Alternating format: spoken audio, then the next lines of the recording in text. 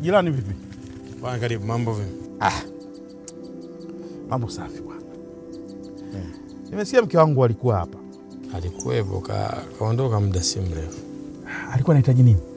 Sasa inategemea alokujuza hizi habari hajakwambia. Unajua jirani, mimi mke wangu ni shughuli nyingine. Mke wangu mimi bwana ni msumbufu kweli kweli, ana mambo mengi, mambo mia. Kuna nini tena jirani? Eti anataka kuchukua mkopo afanye biashara. Sasa ananitia wasiwasi kweli. Sasa swala la kuchukua mkopo jirani lina ubaya gani hili? Kwa nini kuna ubaya kuchukua mkopo kufanya biashara? Tatizo anaenda kufanya biashara gani?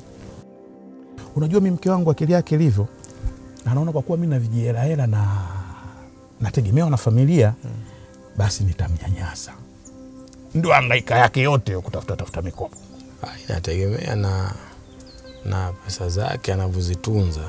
Kwa biashara gani? Ya OMC. Ndio kazi alikuwa anafanya.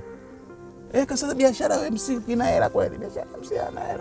Ndio maana yeye akaona labda kazi ya MC haina hela kama achukue mkopo.